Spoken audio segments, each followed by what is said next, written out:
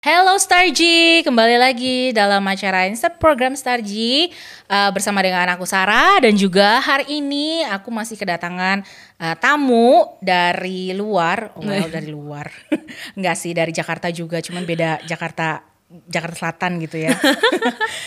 Langsung aja aku mau perkenalkan, hari ini ada Ines Cokro. Ines, halo semuanya. can you introduce yourself? Yes. Halo semuanya, buat yang belum kenal, nama aku Ines Cokro, aku dari Growth Center Church. I am a worship leader di Growth Center dan juga one of the head di Creative Media Department. Welcome to our program. Oke. Anyway, hari ini kita akan bahas topiknya itu tentang bukan lagu rohani, bolehkah? Gitu. Menarik. Hari ini kita kasih judul itu ya. Jadi hari ini kita akan membahas tentang permusikan, lagu-laguan gitu. Kenapa ya? Karena tadi sesuai dengan introduction-nya sendiri dari Ines gitu ya, bahwa dia adalah salah seorang WL. Nah, sebelum kita ngobrol lebih lanjut, pelayanan kamu di gereja ngapain aja sih? Jadi selain WL ya, selain sebagai worship leader, aku adalah salah satu bisa bilang bukan leaders juga sih, salah satu leaders di creative departmentnya gereja, which is di bagian visual, lebih bantuin. Jadi aku dan teman aku yang we're the ones yang responsible apa yang kalian lihat di sosial media, apa yang ada di video, pokoknya bukan kontennya tapi lebih kayak looks-nya, desainnya, atau misalnya videonya kayak gimana, itu aku sama teman aku, kita yang bikin konsepnya, kita yang create desainnya gitu. Oke, cool. Terus kalau untuk WL sendiri itu udah berapa lama? Berapa lama ya jadi WL? Udah lama banget sih. Aku ingat banget SMP kelas 3, harus SMP kelas 3, itu berapa tahun lalu ya. Did you choose it yourself atau kayak dia joget-jogetin gitu kayak ayo Nes jadi WL gitu kan? Jadi sebenarnya long story short, dari kecil aku udah nyanyi gitu, karena my parents juga WL, my parents juga nyanyi. Jadi dari kecil tuh selalu misalnya ada acara apa selalu suruh nyanyi. Pokoknya anak kecil suruh nyanyi, aku Natalan kayak acara apa kayak pokoknya suruh nyanyi gitu. Jadi emang gak asing lagi di panggung. Cuman kalau jadi WL aku ingat banget didorong sama ketua youth aku dulu. Dulu pas di youth dia kayak he push me kayak nggak lo you have to worship lead gitu. Jadi akhirnya mulai WL waktu di youth, di teens itu sih. Terus udah, terus dari situ menjadi WL lah sampai sekarang. Nah terus dalam perjalanannya jadi WL nih gitu kan kita pasti sebagai WL kan pasti punya banks of musicnya kita sendiri tuh ya, kayak banks of songsnya yang kita sering dengerin gitu. Nah kalau kamu sendiri referensinya biasa dari mana tuh? Kalau referensi lagu-lagu gereja ya, kalau aku sih, aku karena suka Hillsong jadi aku dengerin Hillsong. Terus karena dulu aku gerejanya di gereja bule, aku kan dulu sekolah di Seattle kan, jadi aku di gereja bule. Nah itu aku dengerin lagu apapun yang mereka nyanyiin sih. Dan kalau sekarang aku biasanya nanya-nanya teman aku yang kayak what's a good song ya, what's a good worship team gitu. Terus aku dengerin. Kurang lebih kalau church kayak song banknya aku belajar dapat dari mana ya, dari situ, atau misalnya aku pergi ke conference apa terus lagu apa yang enak aku nyanyiin lagu itu sih. Jadi emang kebanyakan referensinya English songs ya? Kalau aku kebanyakan English songs, walaupun emang harus balance. Jadi untungnya kalau di gereja aku kan WL-nya banyak, bukan banyak, lo cukup lah. Jadi kita saling membalance dan saling kasih tahu kayak lagu ini enak, lagu ini enak, lagu ini enak gitu sih. Ya terus aside from lagu-lagu rohani, do you also listen to other songs? Of course. It's no doubt. It's no doubt ya. Of course. Kayak maksudnya mungkin kan beberapa dari kita mungkin kayak punya pikiran, oh iya kalau WL pasti akan lebih sering dengerin lagunya lagu-lagu rohani gitu kan. Secara kalau WL tuh kayaknya kelihatannya kan rohani banget gitu. Kayak that's why kayak probably some of us kayak kita wonder kayak do you also listen to other songs gitu selain dari lagu-lagu rohani? Pastilah, aku dengerin banyak sekali lagu-lagu yang bukan lagu rohani. Pertama bukan cuman untuk orang bilang untuk reference, tapi aku juga suka gitu. Kayak contoh mungkin ada yang tahu aku suka K-pop, cuma nggak cuma K-pop doang, I also like pop songs. Kayak aku suka banget Bruno Mars, I love Bruno Mars with all of my heart, I love Bruno Mars. And then kayak dengerin Pink Sweats, siapa lagi sekarang nggak Kanye West juga sih, siapa ya sekarang, mungkin kayak Drake, itu aku juga denger kayak gitu, Shawn Mendes. Jadi emang aku nggak cuma dengerin lagu gereja lah, pasti ada lagu-lagu lain, nggak cuma aku dengerin karena aku suka, tapi ya itu tadi as a reference juga. Aku juga kadang dengerin musik kayak gitu bisa menginspirasi kita untuk kayak aransemen kayak gini keren nih, kayak kalau musik chord kayak gini asik nih buat satu, kayak misalnya kita lagi bikin musik atau kita lagi bikin lagu atau lagi aransemen lagu tuh, emang itu kadang inspirasi tuh comes from there gitu. Jadi memang ada banyak juga yang kita bisa pelajari juga gitu ya. Betul. Even dari musik, dari lagu-lagu yang bukan lagu rohani gitu. Nah, jadi for you personally, bahwa berarti kita dengerin lagu sekuler, kita dengerin lagu non rohani juga sebenarnya it's okay ya, gitu ya. Kalau for me personally, dan ini aku tidak mewakili siapapun, aku mewakili diri aku sendiri. For me personally it's fine. Tapi to a certain extent, sampai satu titik ada limitnya lah gitu. Nah soalnya kan kayak memang benar gitu ya, kita tuh memang kalau dengerin lagu sekuler juga memang a lot of things yang kita bisa pelajari dari segi music arrangementnya gitu kan, dari segi even chord transitionsnya yang asik gitu, yang kita bisa pelajari gitu. Nah cuman kan itu untuk orang yang mungkin secara music mereka bisa ngerti gitu ya, what to learn from that songs gitu. Nah mungkin beberapa dari kita kayak kita sebenarnya nggak ngerti tentang music, kita nggak ngerti tentang kayak apa yang kita harus pelajari. They only listen because ya memang ini lagunya enak aja didengar. Ya orangnya juga lagi hype banget, lagi in banget, makanya gue dengerin gitu. Nah bahaya nggak sih menurut kamu kalau misalnya kita cuman kayak berlindung di balik alasan kayak I can learn a lot from lagu-lagu non rohani, jadi makanya akhirnya sampai mungkin beberapa dari kita gitu yang mungkin sampai jadinya ngedengerinnya lagu non rohani terus gitu karena kita berlindung di balik alasan kayak we can learn from lagu non rohani juga kan gitu. Kalau menurut aku sih there needs to be a balance gitu ya. Dan kalau menurut aku if you like listening to misalnya lagu sekuler gitu ya, I think it's to a certain extent yang dimana kalau aku sih selalu ngedengerin lihat arti lagunya.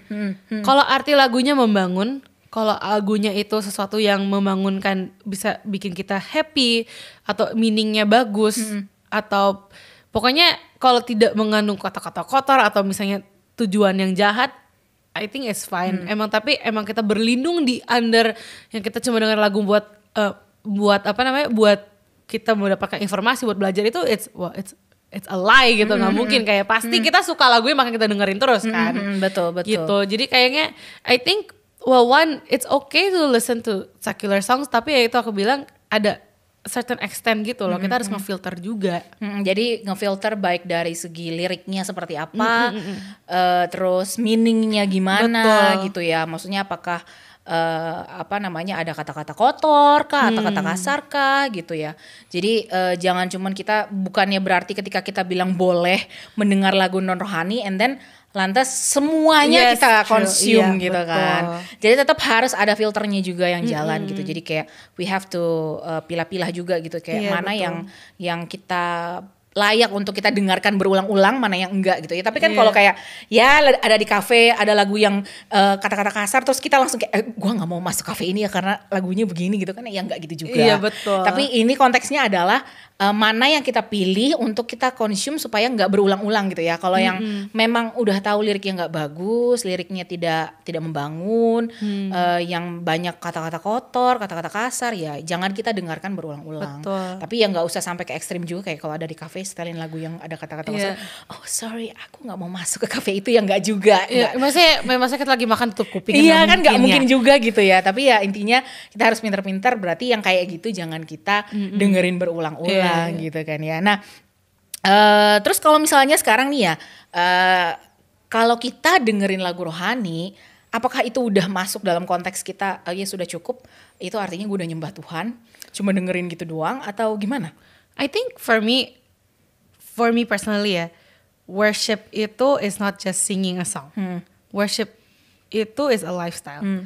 Dimana kita menyembah Tuhan itu artinya menyenangkan hati Tuhan. Kalau itu buat aku ya, itu menyenangkan hati Tuhan. I think kalau kita cuma nyanyi doang, sebatas nyanyi aja, it doesn't mean worship. Apalagi cuma dengerin doang, it doesn't mean worship gitu.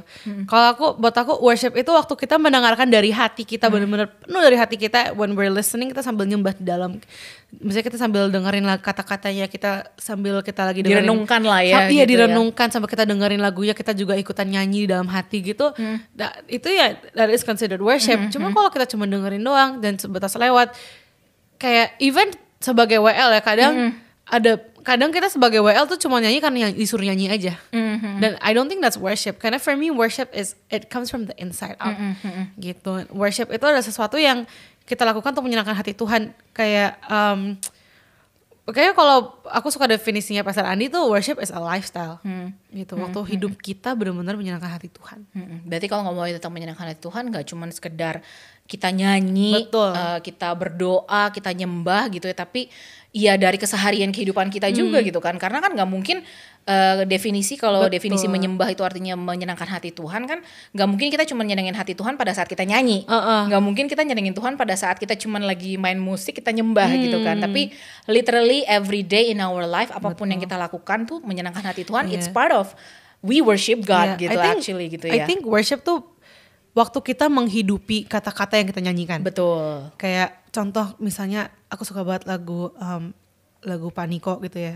Ujilah aku Tuhan gitu kan. Waktu worship itu waktu kita benar-benar bilang ke Tuhan ujilah aku, which is it's not an easy thing. Mana ada sih orang sebenarnya benar-benar mau diuji sama Tuhan. Itu ribet banget gitu, kayak lu mau yakin diuji sama Tuhan setiap hari hidup lu penuh dengan ujian. Sekarang gitu aja drama, masa tambah ujian lagi gitu. Kayak cuma kalau menurut aku worship itu waktu kita benar-benar yakin dalam hati kita, when I sing this song I will live it. Kalau when I sing this song, misalnya aku nyanyi, misalnya lagu if I sing It's All About You, I'm really singing It's All About Him gitu. Terus kalau kita balik ke lagu yang sekuler gitu ya, do you also kayak produce songs yang sifatnya sekuler gak? Iya, nah aku baru banget mulai berapa bulan lalu emang memulai project diri sendiri. Aku karena walaupun aku sebenarnya kerjanya bukan songwriter, cuma aku emang pengen banget jadi songwriter. Jadi aku memulai project untuk diri aku sendiri. Aku tiap bulan rilis lagu gitu. Wow. Dan itu di Spotify kah? Nah, di YouTube dan di SoundCloud, belum di Spotify. Aku gak tahu, merasa belum gitu layak musiknya untuk Spotify. Kayak gak sebagus itu. Maksudnya kayak belum di mixing and everything kan. Cuman emang kayak home production only gitu ya. Emang jadi aku emang memproduce lagu-lagu sekuler. Dan pertama aku sempet bukan grogi, sempet kayak takut gitu sih, lebih kayak orang mikirnya gimana ya. Kayak lebih mikir kayak masa anaknya Pastor Andi Cokro malah produksinya nyanyi lagu sekuler gitu. Bukan lagu rohani gitu ya. Kayak sempat takut gitu kan. Cuman I'm grateful that my parents were actually very supportive. Mereka kayak ya udah kalau kamu penyanyi nggak apa-apa gitu, mau jadi penyanyi sekuler nggak apa-apa. Cuman emang dia bilang ya intinya ya lagu-lagu kamu jangan sampai jadi batu sandungan. Jangan sampai lagu-lagu kamu bikin orang ngerasa gimana kayak. Intinya aku selalu ingat kalau tulis lagu itu harus tulis bukan tentang Tuhan, tapi lebih kayak intinya jangan jadi batu sandungan. If this song can make people happy, can cheer people up, that's good. Cuman jangan sampai lagu kamu menurunkan ini, malah jangan sampai lagunya mengejek-ejek Tuhan gitu. Betul. Dan malah kayak menimbulkan image bahwa you are not the son of God gitu betul, kan. Betul. Benar-benar. Jadi buat teman-teman gitu ya yang memang suka musik, yang memang suka bikin lagu gitu ya, even belum diproduksi, tapi kan mungkin kadang kita even penyanyi kamar mandi juga kadang suka, kalau memang suka musik kan kadang juga bisa sometimes kayak keluar lirik-lirik simple gitu ya, kita bikin gitu. Jadi justru dengan pembicaraan kita hari ini sih justru kita mau encourage gitu, kalau misalnya memang kalian punya gitu ya, ada lirik-lirik lagu yang memang kalian bisa buat, kalian bisa produce, even though it's not lagu rohani gitu. Betul. Ya, even itu lagu sekuler yang memang bukan yang untuk dinyanyikan di dalam gereja mungkin gitu pada saat kita lagi nyembah, it's fine gitu. Dan I think it's one of the talents yang Tuhan juga tuh udah percayain ke kita gitu ya. So why not if you wanna produce that kind of songs ya nggak apa-apa juga gitu berarti. I think one of the best examples yang aku bisa kasih tuh Tori Kelly. Gak tau sih orang-orang dengar Tori Kelly atau enggak. Cuma she is one of the best examples karena she produces lagu sekuler tapi lagu-lagunya very uplifting. Aku ingat banget dengar lagu Unbreakable Smile. Itu tuh lagunya menceritakan tentang kayak ya intinya mau orang ngomong apa we have to keep on smiling gitu. Kayak orang mau ngatain lo gimana mau gimana tetap we have to keep on smiling. And I like dan lagu-lagu Tori Kelly kebanyakan kayak gitu. Kebanyakan emang uplifting banget walaupun gak ada kata-kata Jesus. But I believe sebenarnya dia sebenarnya tuh menceritakan kayak tuh itu kayak dia tuh menjadi terang gitu. Dimana lagu-lagu dia tuh very much gak negatif at all. Dia benar-benar aku suka banget lagu-lagunya dia dan dia anak Tuhan banget, dia anak gereja juga gitu. Jadi aku emang if I recommend you guys listen to Tori Kelly sih. Ya jadi nggak usah kayak mikir kayak aduh nanti kalau misalnya ketahuan aku bikin lagu kayak gini ntar dikira kayak jadi nggak kudus nih atau apa gitu ya enggak juga gitu ya. So guys with the talents yang Tuhan udah kasih kalau misalnya memang you like to make kayak some lyrics yang mungkin sifatnya bukan rohani tapi it's just kayak motivation words gitu ya atau encouragements, it's okay gitu, it's totally okay karena ternyata ya kayak tadi yang Ines sudah bilang ya kayak misalnya kalau kita dengerin lagu-lagunya Tori Kelly juga actually it's a good song gitu. It's a good song yang bisa diproduce, yang bisa didengarkan oleh semua orang gitu ya tanpa harus memikirkan apakah dia Kristen atau enggak gitu ya. Betul, which is it's good kita jadi artinya bisa membawakan kabar baik juga gitu kan ya in a modern way lah gitu ya. Nah, sekarang ada enggak sih kira-kira tips buat kita supaya bisa memilih-milih untuk lagu sekuler atau lagu non rohani gitu ya yang bisa kita dengerin dan gimana caranya kira-kira ada tips nggak untuk supaya jangan sampai nih lagunya bikin kita nyasar gitu loh kayak jadi keluar dari frekuensi yang seharusnya gitu. I think paling simple is ini khusus untuk anak-anak yang if you guys masih tinggal di bawah rumah orang tua ya. I think the tip is kalau kalian masih ngumpet-ngumpetin dengerin lagu dari orang tua, you shouldn't be listening to that. Okay. Itu tips paling gampang gitu. Kalau kalian dengerin lagu karena kalian dengerin lagu tuh yang ngumpet-ngumpet karena takut dimarahin orang tua karena kata-katanya, you shouldn't be listening to that. I think that's the easiest thing gitu. Yang kedua itu pasti kita harus. Tapi kalau orang tuanya misalnya nggak bisa bahasa Inggris gimana? Pasti mereka tahu kok kata-kata itu. Tenang. Orang opa omaku yang bahasa Inggrisnya limited juga dia tahu kok kata-kata itu. Dia tahu. Tenang. Pasti akan kayak mulai kayak pas gitu pasti kayak lagu apa itu gitu ya. Kok kata-katanya gini gitu. Pasti tahu kok. Tenang. Apalagi orang tua sekarang mah modern. Iya. Paling itu satu. Abis itu ya sebenarnya denger. I think we have to filter out juga sih kata-katanya dan meaningnya apa gitu. Kayak as simple as lagu Despacito kayak orang kan denger Despacito enak lagunya ternyata artinya it's about that itu kayak those things tuh harusnya kita bisa filter out gitu. Kalau emang artinya udah gak bener ya jangan dengerin. Kayak Bruno Mars Versace on the Floor juga kayak it's untuk yang di bawah umur janganlah dengerin kayak gitu. Ya bisa kita harus bisa tahu ngefilter gitu. Dan kalau ketiga ini pasti kita tahu bener atau enggak waktu when we have peace gitu. Kalau kita dalam hati kita udah ngerasa risih banget dengar lagu ini tapi tetap kita dengerin karena enak. Itu sebenarnya Tuhan udah kasih tahu nih kayak kasih warning ya. Udah kasih warning sebenarnya kayak you shouldn't be listening to this gitu. Walaupun kita kayak aduh pengen dengerin cuma kayak harusnya enggak boleh gitu. Iya. Bener. Karena sebenarnya justru yang membahaya tuh adalah kadang tuh ya lagu-lagu yang catchy banget. Itu yang contains the prohibited lyrics gitu loh, ngerti gak sih? Kayak I think that's one of the things yang kita harus aware juga gitu ya, bahwa memang nggak bisa dipungkiri values yang tidak baik itu mau coba masuk ke kita ya dengan caranya begitu gitu. Jadi dibikin lagunya super catchy banget gitu. Jadi sometimes kadang mungkin buat kita kayak I cannot resist but I really have to listen to this song gitu. Kayak berasanya kayak I feel like listening to this song gitu kan. Padahal sebenarnya liriknya nggak oke gitu ya. Jadi I think kita juga mesti berhati-hatinya di situ. Bukan berarti kita nggak boleh dengar gitu ya. Tapi we have to be wise gitu dalam kita memilih lagu-lagu yang kita dengar gitu ya. Kayak tadi tipsnya dari Ines tuh adalah yang pertama, if you listen to the song in front of your parents, dengan santainya gitu dan no comment from your parents, then it means it's okay gitu kan ya. Itu lagu itu fine banget gitu. Tapi when it comes to kayak kita udah mulai diem dengerin lagunya, nggak mau orang tahu bahwa kita dengerin lagu itu apa segala macam, nah itu berarti akhirnya kita udah mulai harus lebih berhati-hati ya. Itu salah satu tanda bahwa kita biasanya tuh ya kita tuh sebenarnya tahu loh lagu mana yang kita harus denger dan yang kita nggak denger sebenarnya. Sebenarnya udah tahu, cuma kita kan ya kita main game lah sama Tuhan kayak boleh lah, nggak apa-apa lah, masih gini doang nggak boleh gitu kan ya. Gitu. Jadi please be wise juga gitu ya. Dan tadi apa yang kedua? Kedua kita harus mencari tahu background story-nya dari lagunya, liriknya. Bener. Ya betul. Dan sometimes kayak background story of the singernya sendiri sebenarnya itu it tells what kind of lyrics yang mau disampaikan sebenarnya gitu ya.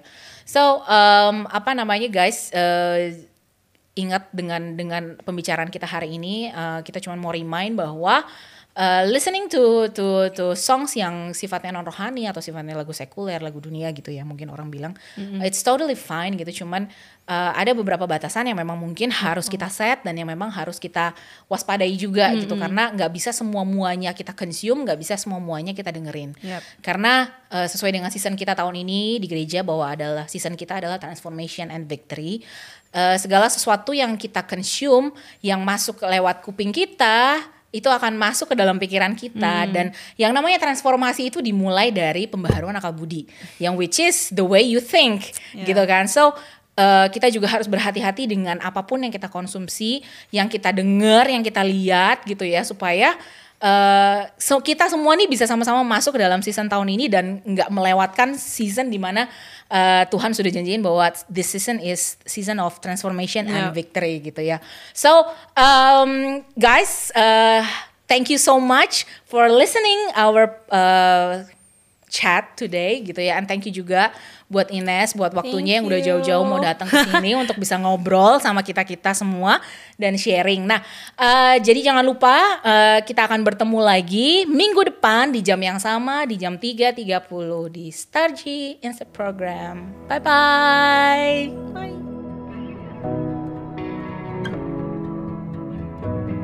Shalom, apa kabar soldiers? Balik lagi ke Star Genius bareng gue, Brenda Glennis. Yuk kita sama-sama simak informasi berikut ini. Informasi yang pertama, bagi kalian yang baru pertama kali hadir di Star G Online Service, kalian bisa dapat welcoming gift loh dari kita. Kalian langsung DM aja ke Instagram kita @starg.zayan, nanti kita akan kirim ke kalian hadiahnya.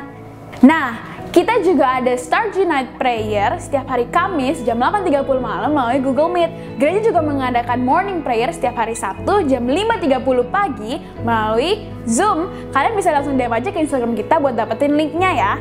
Nah, buat kalian yang mau belajar fotografi, Star Teaching mengadakan kelas fotografi pada hari Sabtu tanggal 24 April pukul 10 pagi. Kalian langsung join ya di Instagramnya @star.teaching.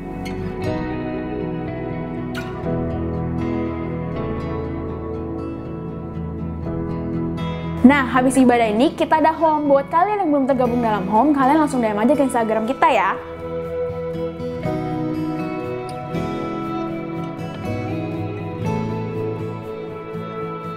Dan yang terakhir, kita mau sama-sama menabur benih mujizat. Nah, sebelum kita menabur, mari kita bersatu dalam doa. Bapak, terima kasih Bapak sudah mengumpulkan kami semua di sini, Bapak. Kami mau memulai ibadah hari ini, Bapak. Tapi sebelum kami mulai, Bapak, kami mau menabur, Bapak, mengembalikan berkat yang sudah Kau berikan kepada kami, Bapak. Kami berterima kasih atas semua berkat-Mu, atas semua kesempatan yang Kau berikan kepada kami, dan kami mau mengembalikan lagi kepada Engkau bentuk berterima kasih kami kepada Engkau, Bapak. Terima kasih, Bapak, Kau yang terus sertai kami ke depannya, Bapak. Dalam nama Tuhan Yesus, haleluya. Amin.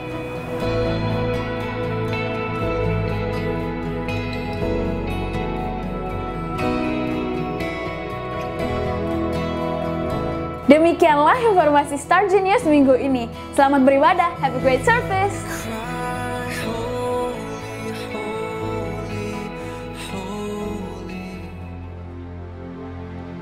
Halo soldiers, wah gimana nih kabarnya? Kembali lagi kita di ibadah Star G hari ini. Yuk kita sama-sama persiapkan hati kita, persiapkan diri kita, tinggalin dulu aktivitasnya. Kita bersiap untuk memuji menyembah Tuhan. Let's pray. Bapa, kami ucap syukur untuk hari ini, untuk sore ini. Kami bisa kembali Tuhan, berkumpul bersama Tuhan untuk memuji menyembah-Mu Tuhan. Walaupun kami di rumah masing-masing, tapi kami percaya Tuhan, hadirat-Mu nyata, kuasa-Mu nyata Tuhan. Dan kami Tuhan siap untuk memuji, menyembah-Mu, meninggikan nama-Mu. Karena hanya Engkaulah satu-satunya Tuhan yang layak dipuji dan layak disembah. Di dalam nama Tuhan Yesus, setiap kita yang siap memuji Tuhan, sama-sama katakan amin.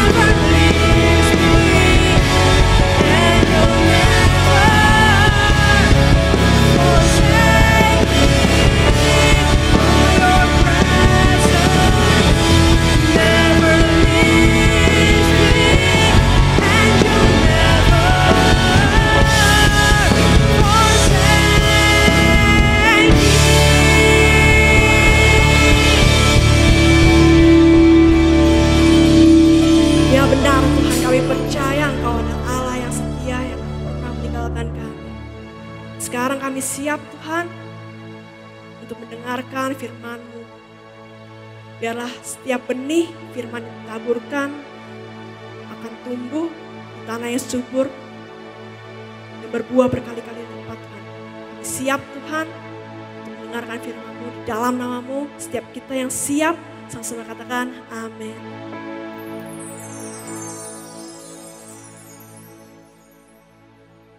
Halo, Pak?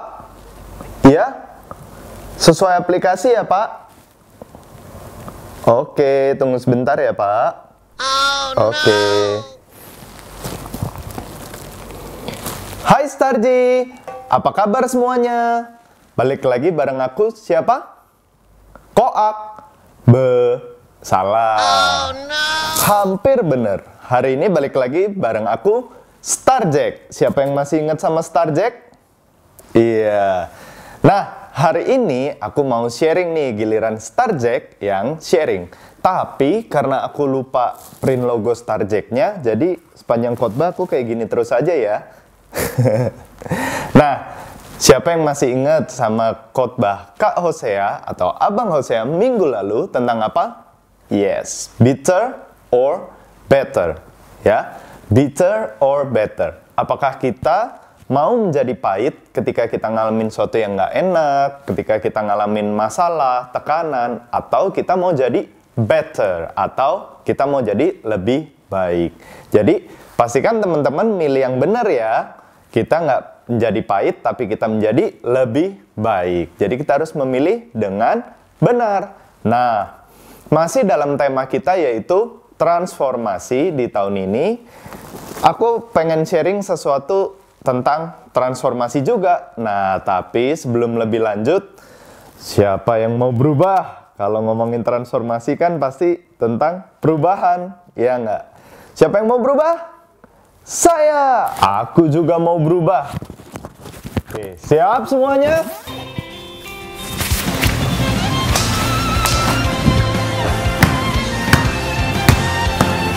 Karasuno 5! Ya, aku dari tim Karasuno, yaitu Kageyama Tobio. Tapi kalau Kageyama kan nomor 9 ya. Tapi aku nomor 10 nih, nomornya Hinata. Ya udah, nggak apa-apa lah ya. Nah, jadi hari ini aku mau sharing tentang better and stronger. Yes, tapi sebelumnya aku mau ngomong dulu nih sama teman-teman aku yang di belakang. Bentar ya. Oi, ayo kita mau dengerin ibadah Starji nih. Wah, ini si Noya emang agak bandel nih guys. Ayo, apa? Sambil dengerin. Oh, oke. Ya udah nggak apa-apa. Katanya sambil dengerin guys. Kalian juga sambil dengerin ya. Boleh siapin catatan supaya nanti teman-teman bisa nyatet ya. Jadi nanti teman-teman bisa baca lagi ya. Nice. Oke. Nah, hari ini aku akan sharing tentang better and stronger. Jadi ketika kita memilih untuk nggak bitter atau pahit, kita akan menjadi better. Dan nggak cuma better, kita juga akan jadi stronger. Yuk, kita sama-sama buka dari satu ayat, yaitu dari Yakobus 1, ayat 2 sampai 4.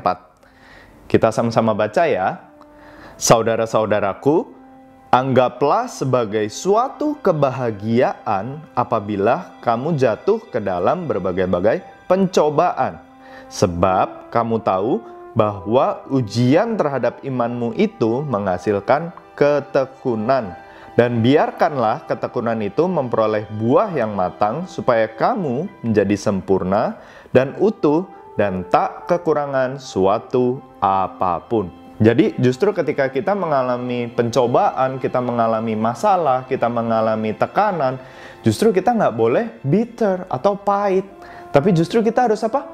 Sukacita. Kenapa? Karena justru ketika kita mengalami tekanan, ketika kita mengalami masalah, pencobaan, itu adalah saat dimana kita bisa menjadi lebih kuat atau stronger. Nah, aku mau ajak untuk kita baca dari versi The Passion Translation atau TPT ya. My fellow believers, when it seems as though you are facing nothing but difficulties, See it as an invaluable opportunity to experience the greatest joy that you can. Ketika kita mengalami pencobaan, itulah waktu yang tepat untuk kita justru semakin bersuka cita. Opportunity to experience the greatest joy that you can. Itu adalah satu kesempatan untuk kita bisa mengalami sukacita yang luar biasa. Jadi kita nggak jadi pahit, kita nggak jadi kecewa, tapi justru kita harus bersuka cita. Loh, kenapa? Tapi kan nggak enak gitu ya. Tapi kan nggak nyaman, bikin kesel, bikin bete, bikin upset gitu. Nah, mari kita baca di ayat ketiganya. For you know that when your faith is tested, it stirs up in you the power of endurance. Nah, jadi kenapa kita harus semakin bersuka cita? Karena di dalam kita itu bangkit, muncul iman, kekuatan, daya tahan, ketekunan. Ya, jadi ketika kita ngalamin masalah, itu justru akan membuat kita semakin kuat. Itu akan membuat kita jadi better and stronger. Dan di ayat 4 juga dikatakan, and then as your endurance grows even stronger. Jadi ketika kita semakin kuat gitu ya, it will release perfection into every part of your being until there is nothing missing and nothing lacking. Jadi ada perfection yang terus dilepaskan di dalam kehidupan kita. Kita semakin disempurnakan, kita mengalami transformasi until there is nothing lacking, there is nothing missing. Sampai kita tuh nggak kekurangan, sampai kita tuh nggak ada yang miss gitu. Sampai kita tuh benar-benar serupa dan segambar dengan Tuhan kita, Yesus Kristus. Jadi ketika kita ngalamin masalah, jangan menjadi bitter, jangan menjadi pahit, jangan menjadi kecewa, tapi justru kita harus become better and stronger. Oke? Nah, kita buka satu ayat lagi ya, dari Roma 5 ayat 3. Dikatakan begini, dan bukan hanya itu saja, kita malah bermegah juga dalam kesengsaraan kita. Karena kita tahu bahwa kesengsaraan itu menimbulkan apa? Ketekunan. Jadi dikatakan lagi ya bahwa wah, kalau kita sengsara itu justru harus apa? Bermegah. Kita harus semakin senang, harus semakin semangat gitu ya. Dan ketekunan itu menimbulkan tahan uji, dan tahan uji menimbulkan pengharapan. Dan pengharapan tidak mengecewakan karena kasih Allah telah dicurahkan di dalam hati kita oleh Roh Kudus yang telah dikaruniakan kepada kita. Jadi kita nggak boleh kecewa, tapi justru kita harus apa? Bermegah ya. Nah, poin aku yang pertama hari ini yaitu ketekunan akan membuat kita semakin kuat. Jadi ketekunan itu akan membuat kita semakin kuat. Nah, jadi ketekunan itu apa sih? Ketika kita ngalamin sesuatu yang nggak enak, ketika kayaknya nggak sesuai dengan ekspektasi kita gitu ya, kita nggak mudah menyerah, tapi kita terus coba lagi, kita coba lagi, kita coba lagi ya. Nah, kalau kita buka dari versi TPT-nya lagi ya, dikatakan gini, but that's not all. Even in times of trouble, we have a joyful confidence. Justru kita bisa dengan percaya diri bersuka cita. Ada satu sukacita, ada satu justru yang membuat kita semakin percaya diri, semakin semangat ya. Knowing that our pressures will develop in us patience, endurance. Justru akan membangkitkan di dalam kita kesabaran, kekuatan, dan daya tahan. And patient endurance will refine our character, and proven character leads us back to hope. Jadi kita akan mengalami transformasi, kita akan semakin disempurnakan ya, seperti Tuhan kita Yesus Kristus. Jadi kita bisa semakin serupa dan segambar ya. Karena tadi dikatakan pressure itu akan menimbulkan di dalam kita patient, endurance. Dan endurance itu yang akan merefine, mempertajam, memperlengkapi, semakin membuat karakter kita semakin bertumbuh gitu ya. Dan karakter kita itu akan proven gitu ya, akan jadi karakter yang matang, tahan uji ya, karakter yang kuat, strong di dalam Tuhan. Jadi ketika kita mengalami sesuatu yang nggak enak gitu ya, jangan kita gampang jadi kecewa, tapi justru kita harus semakin bersyukur, semakin bersukacita ya. Nah, aku punya satu kesaksian nih. Waktu aku syuting khotbah ini, sekarang dong. Bukan. Jadi, aku syuting khotbah ini udah yang kedua kalinya. Nah, kenapa? Karena kemarin itu sebenarnya aku udah syuting. Terus aku udah edit juga. Jadi udah selesai nih khotbahnya. Udah syuting, udah edit gitu. Dan ternyata filenya hilang dong, guys. Terus aku kayak, aduh, udah kayak stres banget deh, kayak bener-bener langsung kayak nggak bisa mikir gitu, langsung ngeblank. Jadi kan sebenarnya filenya tuh ada 3 backup gitu. Jadi filenya tuh udah selesai aku edit, udah aku render nih, udah aku export, udah aku save gitu, udah jadi gitu kan. Nah, jadi itu udah ada satu dong, udah ada satu filenya, harusnya udah aman gitu. Nah, terus yang kedua, file mentahnya yang masih di SD card atau memori kamera gitu. Nah, itu kan juga masih ada. Sama satu lagi ada di komputer aku gitu. Data mentahnya juga udah aku copy ke komputer aku. Nah, tapi kemarin itu kan udah kelar ekspor. Nah, terus pas lagi abang Hosea yang khotbah tentang bitter or better. Nah, jadi dia lagi mau bersih-bersihin SD card-nya nih, mau hapusin data yang udah kelar gitu. Nah, terus dia mau hapus data yang ini gitu kan. Terus aku pikir, ya udahlah nggak apa-apa kan. Datanya masih ada di komputer aku dan aku juga udah render, bener kan? Ya udah. Nah, setelah udah dihapus, udah nih. Terus hanya selang 1-2 menit kemudian, aku mau edit news gitu, karena aku udah kelar edit khotbah. Jadi berikutnya aku mau edit news. Nah, aku copy data newsnya ke komputer aku gitu kan. Dan ternyata nama filenya itu sama dari kamera gitu. Jadi kayak MG999 gitu. Nama filenya itu sama file khotbahku. Jadi ketimpa gitu. File khotbahku ketimpa sama file news yang masih mentah gitu. Jadi udah nggak ada semua nih file mentahnya gitu. Terus aku pikir, ya udah masih ada file yang render gitu kan, yang udah di save tadi, yang udah jadi, yang udah diedit. Nah, aku buru-buru buka nih. Ternyata ekspornya fail dong, datanya kayak corrupt gitu, pokoknya datanya kayak error, terus jadi nggak bisa dibuka. Jadi kayak hanya dalam waktu 5 menit mungkin gitu, nggak nyampe 10 menit lah, pokoknya cuma dalam sekitar waktu 5 menit, datanya tuh 3-tiganya hilang semua, padahal kayak harusnya masih ada 3 data yang bisa dipakai gitu loh. So kayak, udah bener-bener ngeblank banget deh, ini gimana, harus khotbah ulang gitu kan. Terus waktunya juga udah mepet banget, emang keburu edit lagi gitu. Dan aku udah sempat mungkin hampir bitter juga gitu. Tapi untung, udahlah aku harus coba lagi, aku harus rekam lagi. Pokoknya harus dijalanin gitu.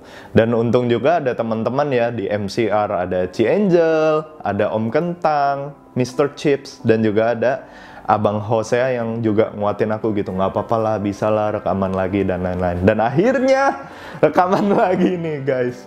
Jadi apapun yang kita alamin ya, seenggak enak apapun, kayaknya udah sampai mau putus gitu ya. Kita harus terus melangkah, kita harus tekun, harus gigih ya. Jangan mudah menyerah.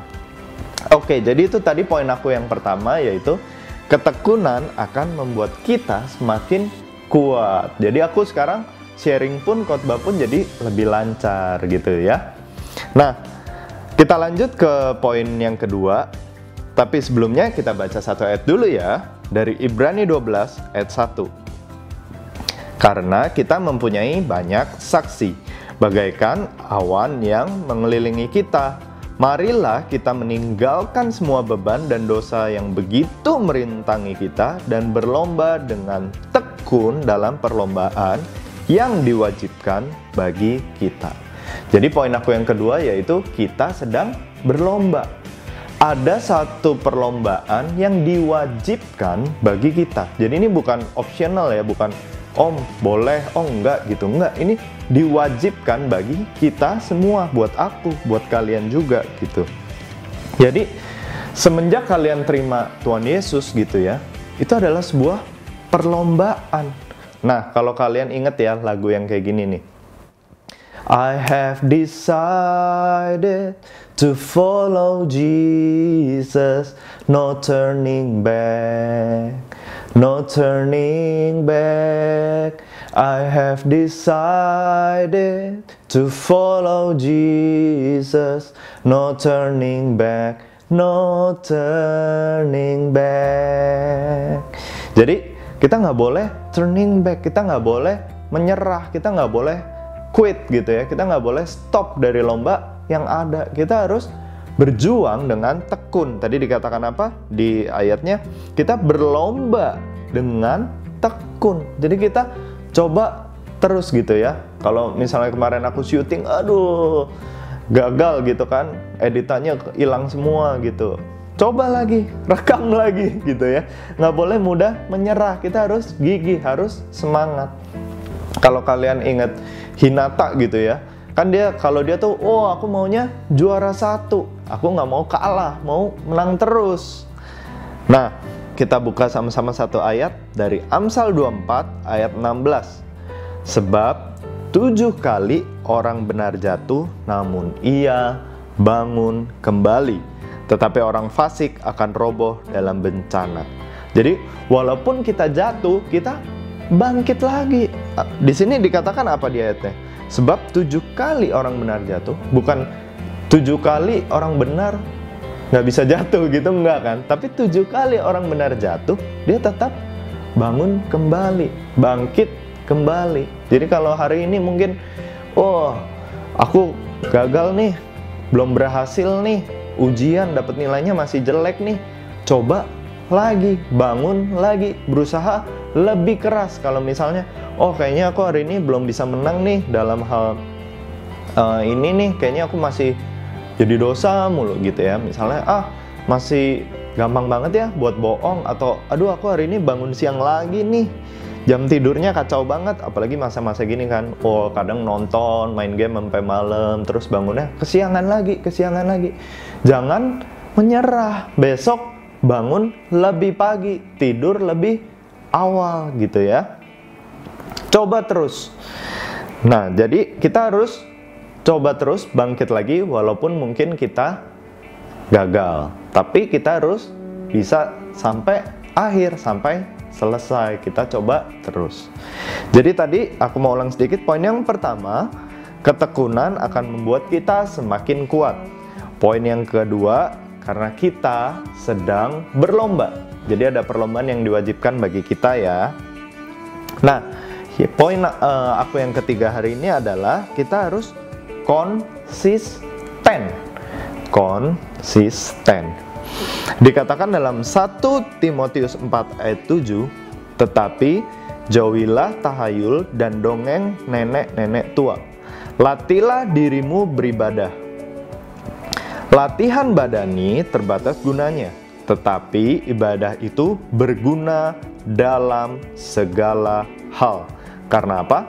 Karena mengandung janji baik untuk hidup ini maupun untuk hidup yang akan datang. Jadi kita harus berlatih ya, dan harus ibadah gitu.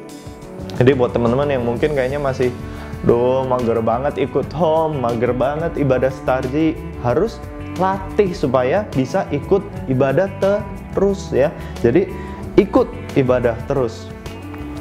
Dan kalau di terjemahan The Message gitu ya, dikatakan exercise daily in God, no spiritual flabbiness please gitu ya.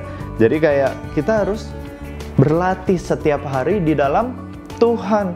Kalau dulu mungkin lagunya di Aero Kids gini ya. Baca kitab suci, doa tiap hari, doa tiap hari, doa tiap hari. Baca kitab suci, doa tiap hari kalau mau tumbuh.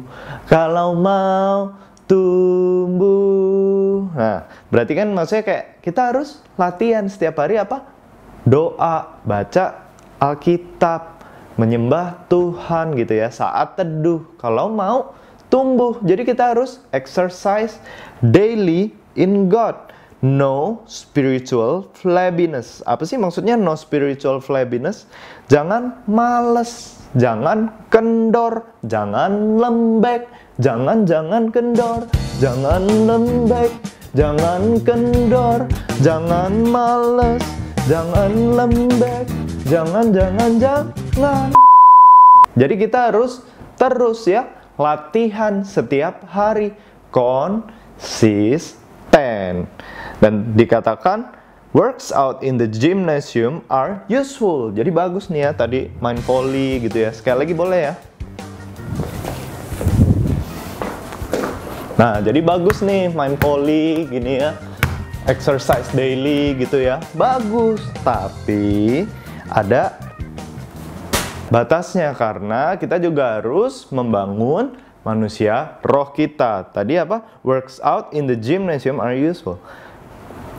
But a disciplined life in God is far more so, making you fit both today and forever. Jadi nggak cuma hari ini, tapi sampai selamanya. Kita harus disiplin di dalam Tuhan, disciplined life in God. Jadi hidup kita harus disiplin ya di dalam Tuhan setiap hari, saat teduh, baca Alkitab, nyembah Tuhan, konsisten. Dan itu akan membuat kita fit. Nggak cuma today, tapi sampai forever. Karena sifatnya apa? Kekal ya. Roh itu sifatnya kekal. Sampai selama-lamanya kita bangun, kita fit today and forever. Jadi kita harus apa? Konsisten. Nah, poin yang berikutnya, yang keempat, yaitu haus dan lapar. Di 1 Petrus 2 ayat 2 dikatakan, dan jadilah sama seperti bayi yang baru lahir, yang selalu ingin akan air susu yang murni dan yang rohani, supaya olehnya kamu bertumbuh. Kalau mau tumbuh, glory haleluya, baca kitab suci. Kalau mau tumbuh, supaya olehnya kamu bertumbuh dan beroleh keselamatan. Always hungry, selalu lapar akan firman Tuhan, akan hadirat Tuhan. Pokoknya setiap hari tadi kan konsisten. Dan gak cuma konsisten tapi terus haus dan lapar, mau lebih lagi di dalam Tuhan gitu ya. Ada satu ketekunan untuk terus Tuhan, aku mau lebih lagi gitu ya. Mau coba lagi, semakin dalam lagi di dalam Tuhan. Gak cukup kayak gini-gini aja, kalau mau ibadah malas, kalau mohon malas gitu ya. Nah, tapi harus punya satu ketekunan, kegigihan, coba lagi gitu ya. Mau lebih lagi di dalam Tuhan, punya satu haus dan lapar. Tuhan, aku mau Engkau lebih lagi dalam hidupku gitu ya. Seperti Daud gitu ya, yang mungkin kita pernah dengar ya, lebih baik 1 hari di pelataranmu daripada 1000 hari di tempat lain gitu. Tuhan udah deh, pokoknya home aja, aku maunya home, aku maunya ibadah, sisanya mau ke mall kayak mau apa itu nanti deh, yang penting aku mau ibadah Starji dulu gitu ya. Mau main volley nih sama teman-teman, oi mau main volley, ibadah dulu gitu ya. Nah mungkin mau main volley nih sama teman-teman ya, sama ada Suki. Nah, terus juga ada Yamaguchi, mau main sama Nishinoya, mau main sama Hinata, terserah. Tapi yang penting kita harus memprioritaskan Tuhan terlebih dahulu, ibadah dulu gitu ya. Kita baca kitab suci dulu, doa dulu gitu ya. Bangun kehidupan kita itu harus diprioritaskan setiap hari. Mungkin di pagi hari gitu ya, 10 menit, mungkin 5 menit, atau mungkin bisa setengah jam gitu. Kita fokus, punya satu kehausan untuk lebih lagi gitu ya. Spend waktu sama Tuhan, semakin intim dengan Tuhan. Nah, karena gini, mau kita tekun kayak apa, kita mau segigih apa, kalau kita nggak mengandalkan Tuhan, kita nggak punya satu kehausan dan lapar akan Tuhan, ujungnya kita capek sendiri karena pakai kekuatan kita sendiri. Jadi kita harus benar-benar mengandalkan Tuhan setiap hari, konsisten, haus dan lapar cari Tuhan gitu. Nah, aku mau ulangi dari poin yang pertama tadi apa? Ketekunan akan membuat kita semakin kuat, better and stronger. Dan poin kedua, kita sedang berlomba.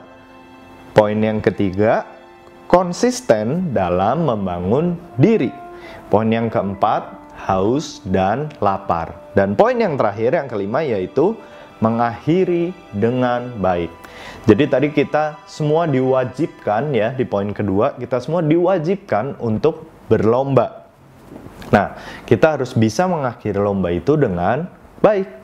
Kita buka satu ayat dari Yakobus 1 ayat 12.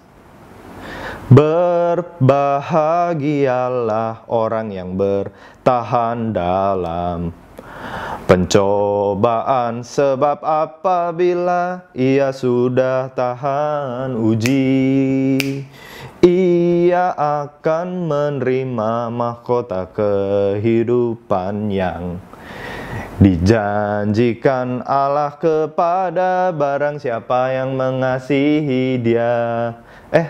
Salah ya liriknya ya. Iya, tapi Yakobus ayat 12 gitu ya. Berbahagialah orang yang bertahan dalam pencobaan, sukacita. Ya, kalau kita harus bisa bertahan, berbahagia ya, yang bisa bertahan dalam pencobaan. Sebab apabila kita sudah tahan uji nih, kita berhasil gitu ya, ia akan menerima mahkota kehidupan yang dijanjikan Allah. Jadi makin kayak Kageyama nggak nih kalau dapat mahkota gitu? Jadi dapat mahkota kepada barang siapa yang mengasihi Dia. Siapa yang mau dapat mahkota sebagai juara? Mereka mau, kalian mau. Nah, kita harus apa? Bertanding dalam iman, bertanding dengan tekun. Kita harus become better and stronger. Oke? Jadi kita nggak memilih untuk pahit, kita nggak memilih untuk bitter, kita nggak memilih untuk kecewa, tapi kita memilih untuk become better and stronger ya. Karena ketekunan akan membuat kita semakin kuat. Kita sedang berlomba ya, ada satu perlombaan yang diwajibkan bagi kita, dan kita juga konsisten dalam membangun manusia roh kita. Kita konsisten, kita punya haus dan lapar akan Tuhan, dan kita mengakhiri dengan baik. Oke, itu yang aku mau share hari ini. Jadi kita harus become better and stronger di dalam Tuhan ya. Kita semua mengalami transformasi, karakter kita semakin disempurnakan, semakin diperkuat, tahan uji sampai kita benar-benar serupa dan segambar dengan Tuhan. Kita disempurnakan until there is nothing lacking and there is nothing missing. Yuk kita berdoa. Bapa, kami mengucap syukur hari ini kami sudah belajar Tuhan bagaimana kita bisa nggak bitter tapi kita bisa menjadi semakin better and stronger. Biarlah Engkau Tuhan yang terus menyertai kami Tuhan, sehingga kami bisa terus Tuhan semakin tahan uji, kami bisa terus tekun, kami bisa terus disiplin di dalam Engkau ya Tuhan. Nah, aku mau berdoa Tuhan buat teman-teman di Starji Tuhan semuanya Tuhan.